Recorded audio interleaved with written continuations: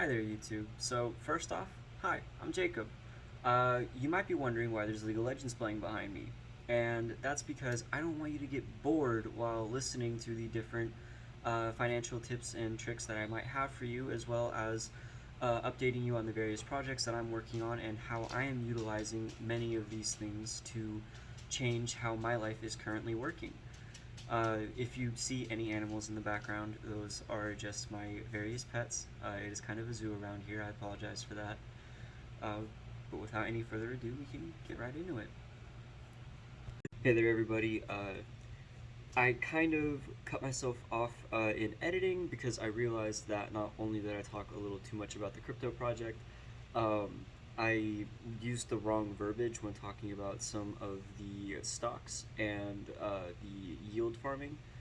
So I didn't want to give out any misinformation. So I'm just coming here in my, I guess this is editing Jacob. Before you saw normal Jacob, I don't know. However you want to look at it. I am going to be filling in the 15 minutes of footage that I had to go back and change. So what I had talked about was basically all you really need to know about the crypto project is that it is going to be a new platform where content creators or artists or creators of any kind will be able to engage and interact with their audience in a brand new way that will help create passive income streams for both parties. It's actually a full like 4-phase plan that has a whole lot like built into it, but we'll kind of go over it and talk about how things are going as everything progresses. It's still in its infancy. I have a lot of the groundwork done for phase 1, but we haven't really moved forward with it yet. I'm just kind of looking for some of the last key team members. And while doing that, I don't want the idea to be poached by a larger group or corporation, so I'm just going to kind of keep it on hush-hush until it's advertised and out there. Anyway, back to the whole reason why you're here. So the 5 different ways that I am starting to generate passive income is going to be through dollar cost averaging. Dollar cost averaging is super simple.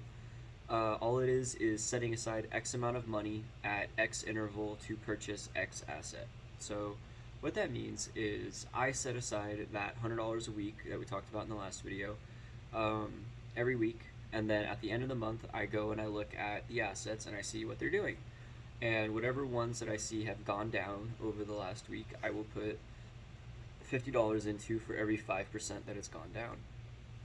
And then everything that I see that has gone up by an interval of 10% inside of the stock market, or by an interval of 20 or 30% inside of the crypto market, depending on the project, I will sell about 10% of my holdings.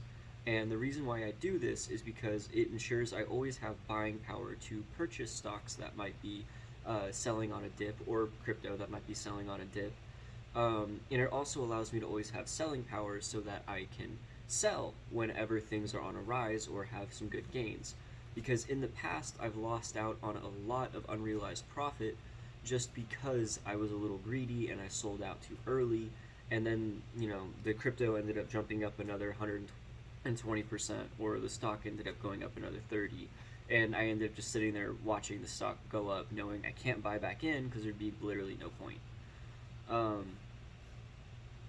So, with those mistakes having been made, now I adhere to this pretty strict strategy of just going based off of percentage intervals and paying attention to the numbers, because numbers don't lie, and it's a lot harder to make mistakes if you're just using the numbers.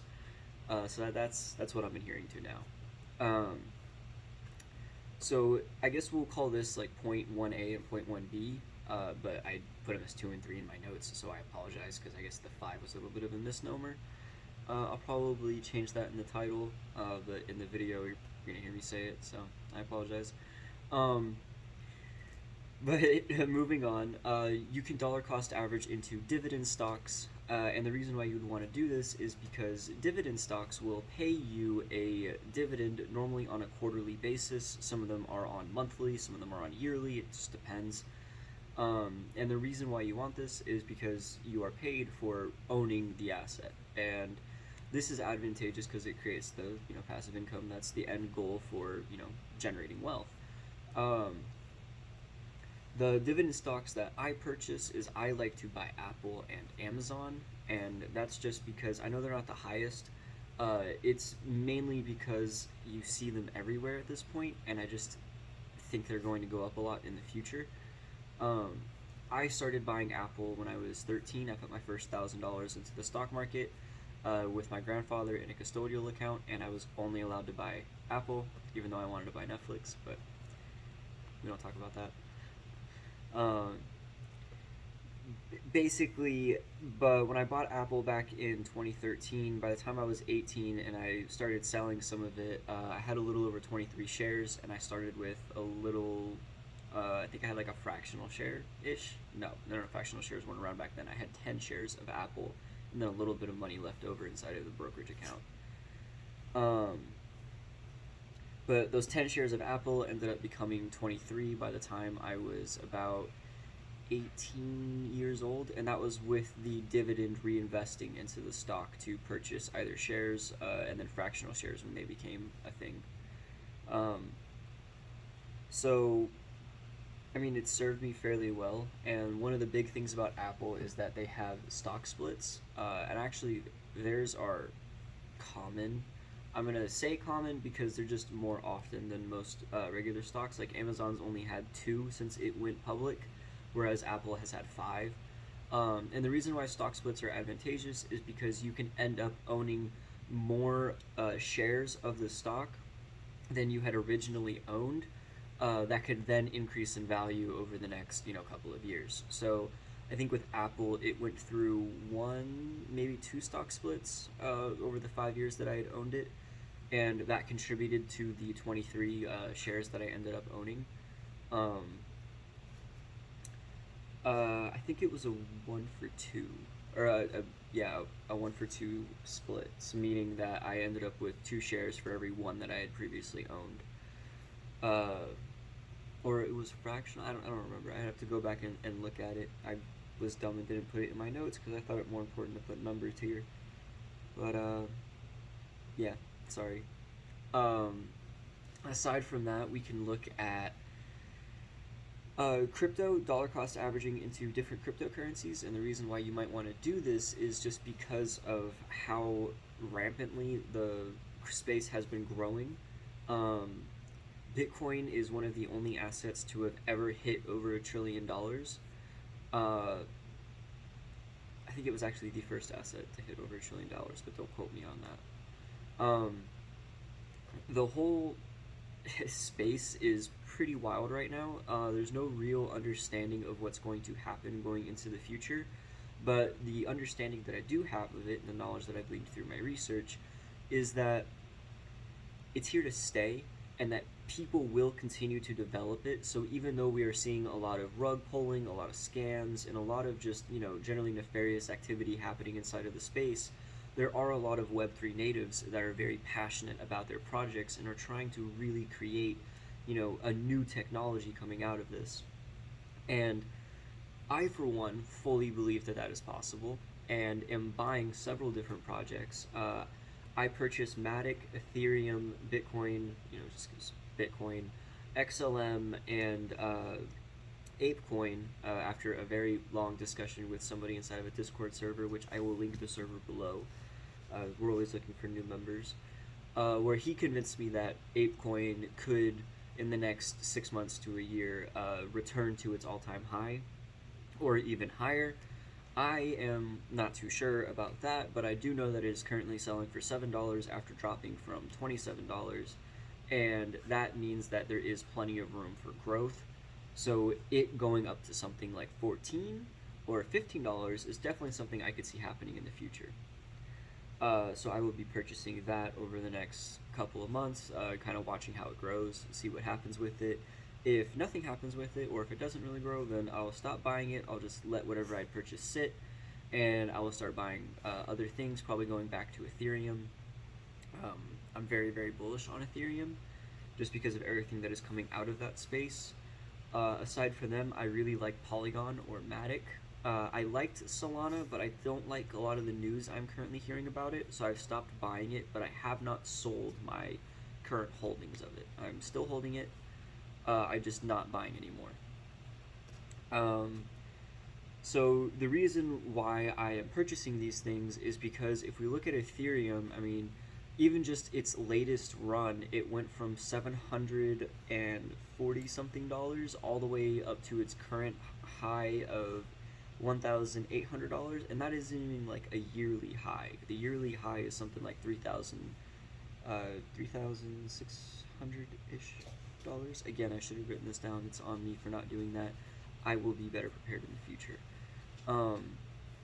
But just the point of it is that it fluctuates very, very heavily, and that means if you're paying attention or even just dollar cost averaging into it and then just looking at it once a month, once a week, you are able to see prime times to sell. You're able to kind of watch the growth over that kind of time frame, and you're not going to see the best time to sell. You would have to be constantly paying attention to the market or code a bot for that. But you will be able to see good times. You're still going to see good returns on your investment. You're still going to have a pretty regularized strategy about this, as long as you do not get emotional about it and you keep it to the numbers. The moment you get emotional is the moment you start to lose money.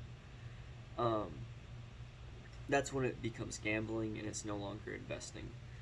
So one of the biggest reasons why cryptocurrency is so volatile is because of how it's valuated. So in stocks, we have a lot of speculation that goes into the valuation of the stocks. This is why GameStop was able to cause, why investors from Wall Street Bets were able to cause such a massive rally in GameStop. They tricked the algorithm into thinking that it was valuated much higher than it was because they flooded it with so much money.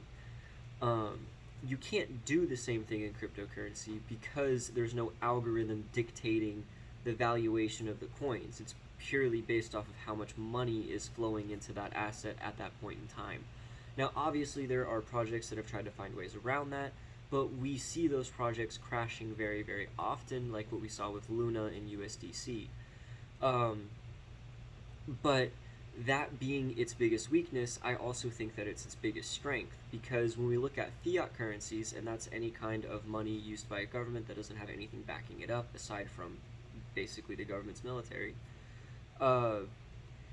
when we look at them, we see how unstable they were during 2020, especially with the US basically just pumping out, I think it was $1.8 trillion into the market, literally just printing it. And the reason why they were able to do that is because it was a fiat currency, it was controlled by the government, and now we're seeing those kinds of repercussions with some of the highest inflation that we've seen, I think in the last 20 years, probably more than that, but I've only looked up to the last 20 years, so that's all I'm going to quote. I know it's more than double what we were seeing even just 2 years ago, so it's pretty bad right now. We're seeing it especially in the gas prices that everybody's complaining about, but that's because of that money we were so eager to accept back in 2020. We're now just seeing the repercussions of that. And looking at cryptocurrencies, something like that wouldn't be able to occur with them, which is why I dollar cost average into it. Aside from them, you can also buy REITs. REITs are real estate investment trusts. So what a real estate investment trust is it's basically a way for the average investor to invest into a real estate commercial deal, or even residential complexes, or kind of anything in the real estate market if they go through the process to set up a trust for it. The reason why you would want to buy one is because even though the prices do fluctuate pretty heavily, their yields are normally higher than the average stock. So I think Apple is like a 16% dividend yield. The average REIT is somewhere around 20 to 25%. It's just they're a lot better. They're a lot nicer to purchase than a normal stock. The caveat is that they fluctuate a lot more heavily, so it's closer to crypto, where if they maybe buy a bad property or if they go into a bad investment, then that will reflect back onto you because you are also a holder in their company. So if that bad investment causes them to lose money, it will in turn cause their REIT to decrease in value, which will in turn cause you to make less money off of that REIT and to lose money from whatever money you would put into it. So again, purchase at your own risk. None of this is really financial advice. It's just what I'm doing and sharing my own tips about it. Another way to use dollar cost averaging would be utilizing it with yield farming and staking, and this would be in the crypto space. So staking and yield farming are the closest thing that crypto has to dividend stocks. And how it basically works is you would take your coins and you would stake them on the exchange. This is for staking, to allow other users to facilitate their transactions. Basically, they are going to be using your coins to buy or sell, and by allowing your coins to be lended out in this manner, you make money back through the fees. So you're paid a pretty decent amount. I know a lot of people are seeing about a 30% APY on average. I myself, following Maher's formula, which will be linked down below, am seeing about 25 to 28% on average. Very nice. It's pretty good. Aside from staking, I've moved more into yield farming now, which is where you mate two coins together in a liquidity pair, and then you loan that liquidity pair out onto the market, and by doing this, you help to facilitate the transactions between those two coins. So, Pancake Swap is a very popular exchange where people can exchange Smart Chain or Binance for different meme coins, just like Uniswap is used for Ethereum to do the same thing on the Ethereum network. This one's used for Smart Chain. This is where Yumi, SafeMoon, and a lot of these other scam coins actually first came out of. But because of all of the shitcoins and altcoins that are on the market, I have a liquidity pair that I am yield farming that is between BNB and Pancake, the native Pancake coin, because there are a lot of people swapping between these two coins and using these two networks. So I am able to make money every time somebody is going between the two networks or utilizing the two networks. It's a daily compounding interest rate. It's not fantastic. I think the one I'm seeing on Binance and Pancake is like, it fluctuates. I think the lowest I've ever seen it is about 18%, and the highest I've ever seen it is about 35%. So, not the worst, not the best, pretty average, pretty good. I also have one that is running from Bitcoin and Binance, and you can put money into them fractionally as well. This is not something, it is like a one and done purchase. You can constantly funnel money into it whenever you want to. So aside from yield farming, staking, dividend stocks, and dollar cost averaging, the next best way to create passive income would actually be through e-commerce. So if you are taking any kind of marketing course, or have taken some form of marketing course, or have friends that are taking a marketing course, you could probably create a very, very, very profitable e-commerce business, because it isn't as hard as people make it seem, even though I myself have had my failings. Thank you, Oliver, for the hair. My failings were mainly due to my own hubris and lack of preparation. If I had spent the money more effectively by hiring people I didn't think I needed to because I thought I knew better, then it probably could have gone it would have gone very differently, because I know it was a good idea, I just didn't implement it properly. So it is an idea I want to go back to, but it's not something I'm super crazy about. In fact, if any of you want to steal the idea and are a marketing student, then feel free to. Basically what it was is it was an e-commerce store for it was going to target women between the ages of 18 and 31 and men between the ages of 16 and 28. And the way that it would do it is it would have 5 featured products that would constantly rotate every quarter, so every 3 months.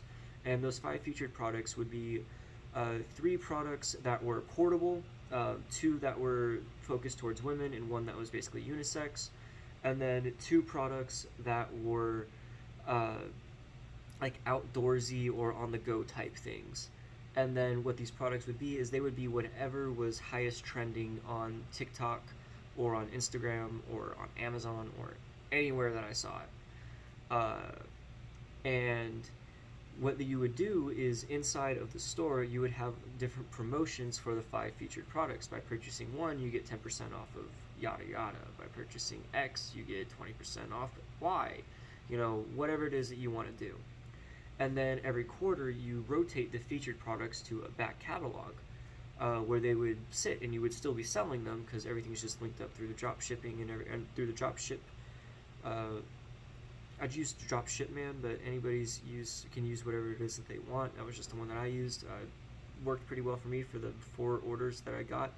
It was a joke, I know. I got like 60,000 people into the website, and I got 4 orders. That's how bad my website was. Just let that sink in. God, stupid. Anyway,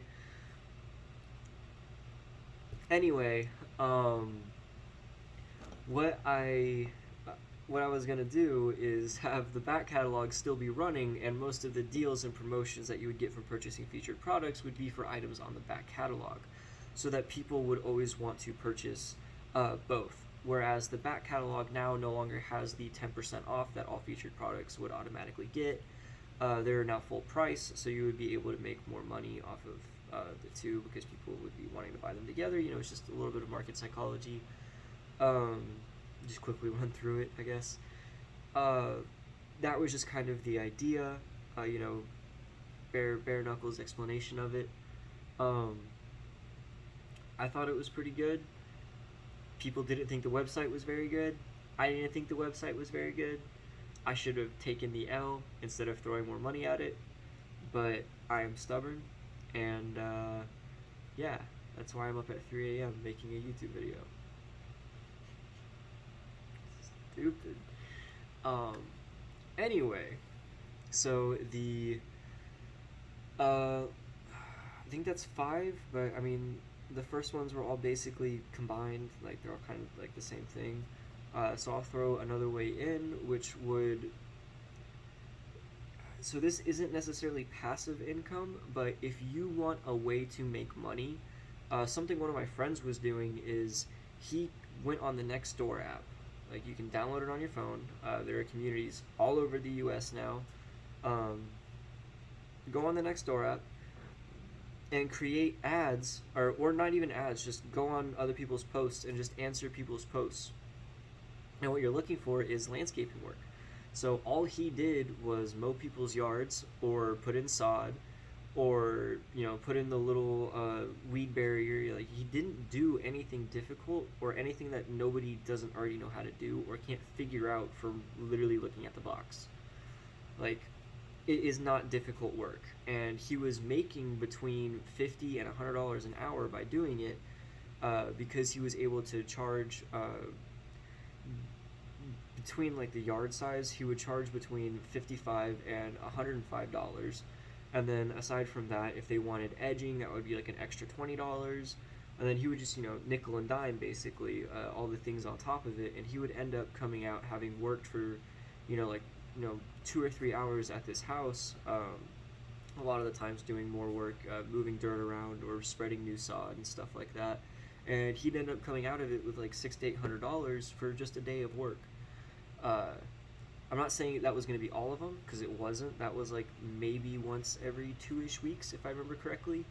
But it created a lot of new opportunities for him, because he was able to meet more people. He was able to expand his business knowledge and business etiquette. And eventually it turned into a job for him where he is now helping them do it's pipeline surveying. So they survey for different pipes that are going to go in the ground for water, oil, natural gas, and things like that.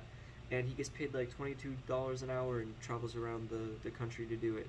So I thought that was pretty cool. And all of that started because he went around on Nextdoor and mowed people's lawns.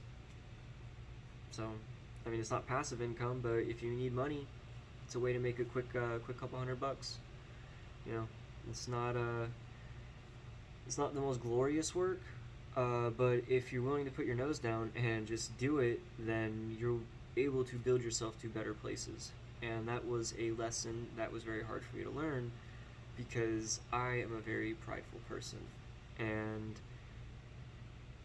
it was hard for me to learn that leaders first have to follow before they're able to do anything of importance, because I don't know what I'm doing.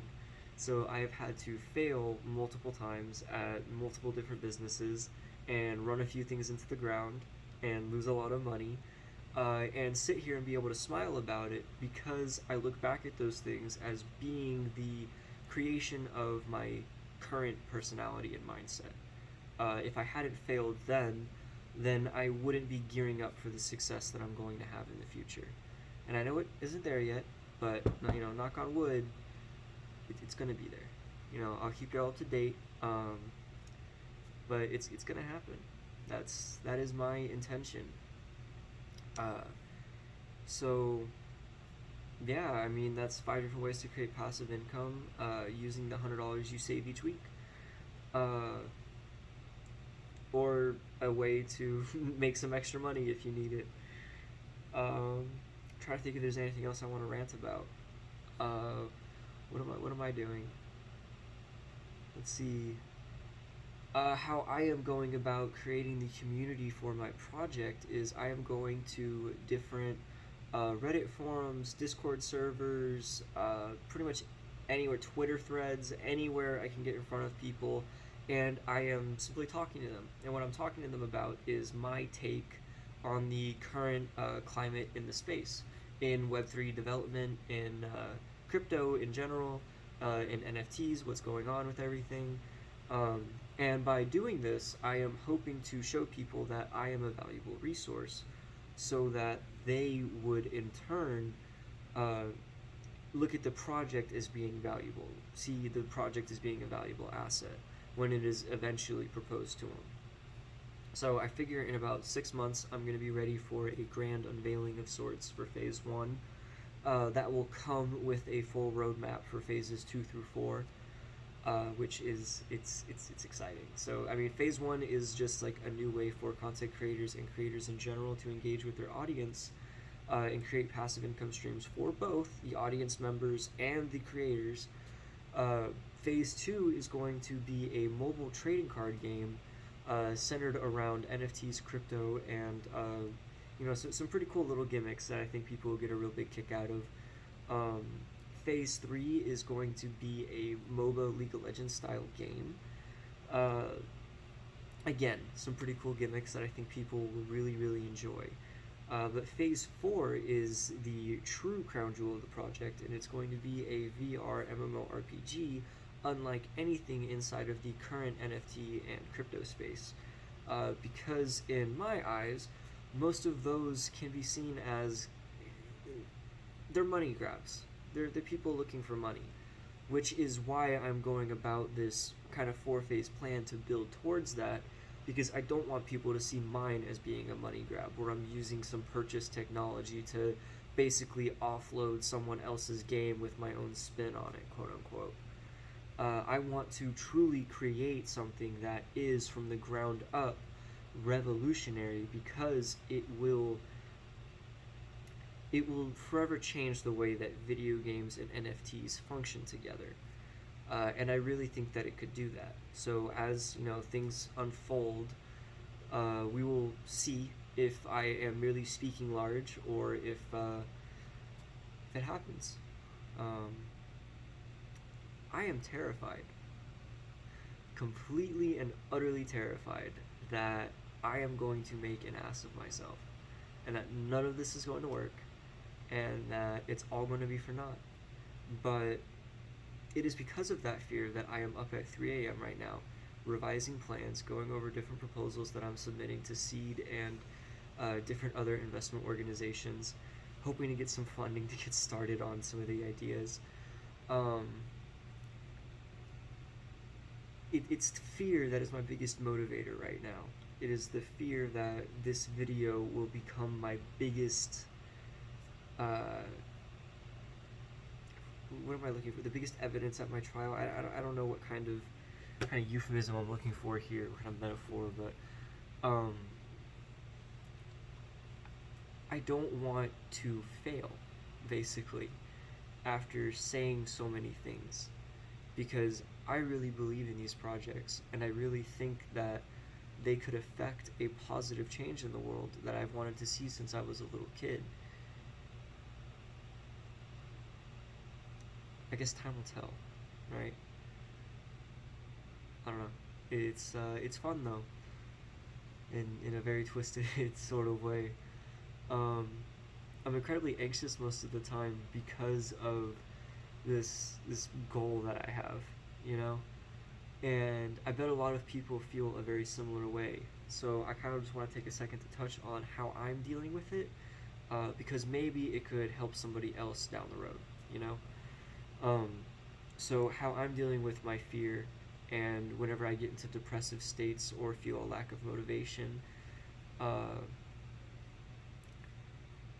I kind of just pet my cat, if I'm being completely honest.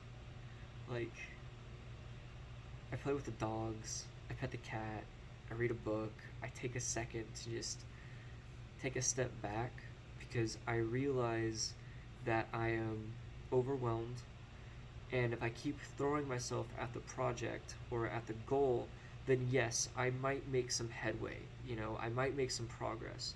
But would that be progress in the right direction, or would it be clouded judgment, you know? Would I be making the right decisions, or could my emotions be impacting what I'm doing? So whenever I start feeling that way, you know, real anxious, real depressed, or, you know, just anything that isn't calm, focused, and like, yeah, I got this, then I just kind of take a step back for a second, even if it's just for 5 minutes, to just do something else. Um, Read, write, again, play with the dogs, pick up the cat, go outside, just sit in the sun, look at the trees, because these things kind of reset me and help ground me, so that when I go back and I'm presented with the same obstacle or problem again, maybe I can look at it from a different perspective. Maybe this time I will see an angle I hadn't currently or previously considered. Um, like with my phase one project, phase one has gone through numerous iterations, and it hasn't even hit, like, you know, the masses yet. Like, it hasn't even been marketed.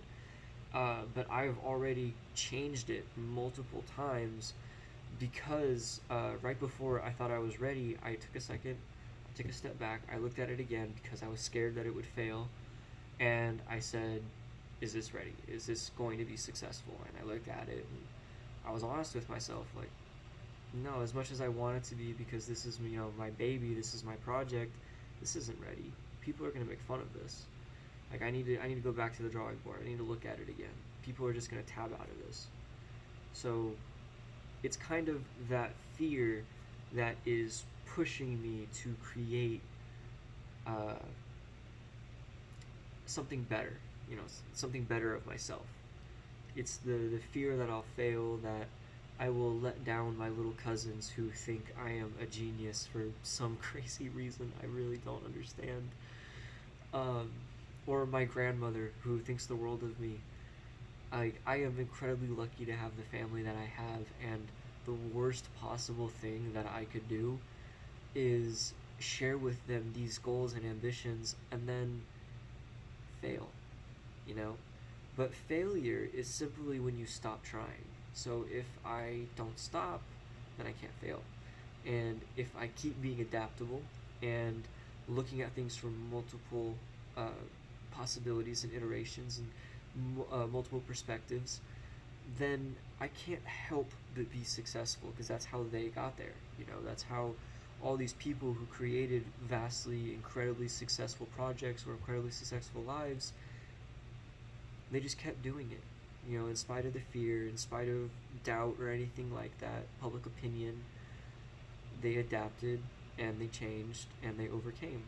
And eventually they were successful.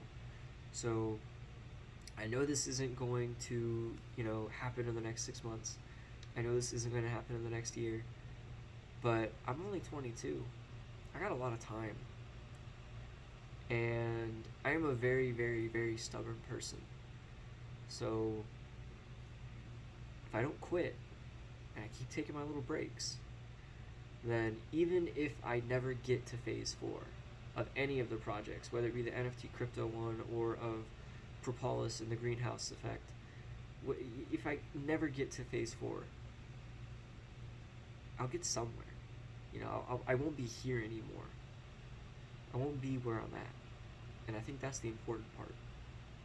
Is that's the part that I keep forgetting.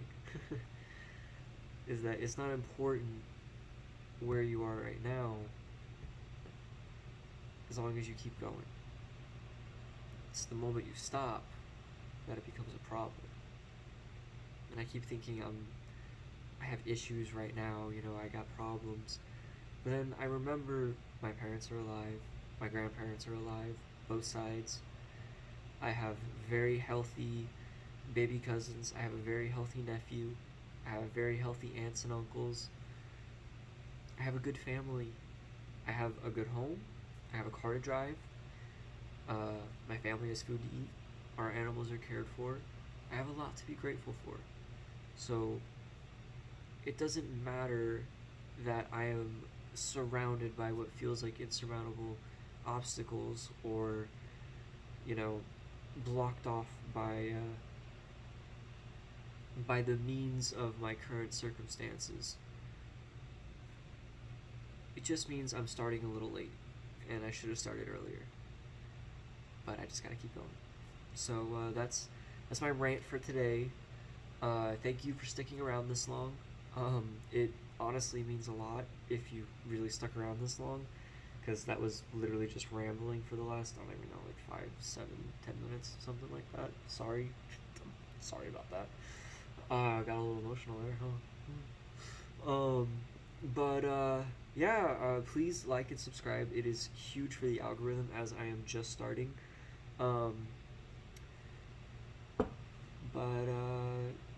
If you liked League of Legends content, then let me know what your favorite play was. If you don't, tell me what you might want to see. I play a lot of Dying Light 2. I play a lot of different RTS games. Really, really love RTS games. I play some Killing Floor 2, modded Minecraft. Let's see, what else do I got on here? I got StarCraft. I got Demon X Machina. That's actually a really fun game, by the way. State of Decay 2. State of Decay 2 is always fun. I have Roblox, because I play it with my baby cousins, which, by the way, keep an eye out for that content in the future. I will be recording videos with them as well to get their takes on different financial strategies and things like that, and, you know, answering some of the questions that they have just about their youth and about, you know, their take on the world. A little bit of background. Emilio and Sergio have actually been investing for the last 2 years now, because my grandfather told them the story about how I started investing at 13, and they are determined to beat me before they're 13. And Sergio, the older one, is actually already really close. He's at about like $982. Like, he's literally like $18 away from beating me, or, you know, being at my first investment. And he's done it through the same way I did it, you know, mowing yards and having like a little lemonade stand and selling snacks to his friend at school. Like, it is so cool to see that. And there weren't fractional shares around when I started investing, but he's been able to purchase fractional shares using a custodial account with his dad. And it is so cool to see that. Him and his brother have been buying Tesla, Apple, Amazon, and index funds. Like, whenever they got spare money, they'll look at it and they'll see, like, what do they want to buy, and then they'll buy some fractional shares of it. I don't think they have a single complete share of anything, but they're buying it. You know, I'm happy to see it. They're starting at like they started at 7 and 9 years old. They're now 11, 12. Sergio's 12 this year. Sergio's 12. Wow, Sergio's 12. And Emilio is currently 9, about to be 10. Might be messing up on my math bit. I was 11 when they were born. I am currently 22. Yeah, no, the math is right. No. Sergio's 11. Emilio's currently 9. Next year they'll be 12 and 10. Yeah, my bad. Math was wrong the first time. But they're starting their investing journey incredibly young, and that is just so cool to see. But yeah, that content will be around in the future. Aside from that, I'll be giving y'all some updates just on what I'm doing, some of the strategies that I'm employing, some of the things that I see in the news. Maybe we'll do some drama alert type things. Aside from that, you'll probably just be seeing some random videos of me and my friends goofing around in different games, or as I have more development finished on phase 1 and it slowly but surely gets to the place where I am comfortable unveiling it to the public, we will see that come out. I'll be doing a whole video on it, on tutorial on how it runs and everything like that. And then I'll be doing several AMAs on it on the Crypto Club Clubhouse, the Crypto Club server, in the Crypto Wizards YouTube channel. I'll be giving him an interview for it as well. Let me think what else. From my thoughts to yours, I don't think I have anything else. If I do, I guess it'll just have to be in a future video. But if you stuck around after that rant, you are exceptional. You are amazing, and I just want you to know that. I think you are a beautiful human being. And thank you for being here from the bottom of my heart, because I'm just rambling. Thank you so much. And I hope you have a great rest of your day.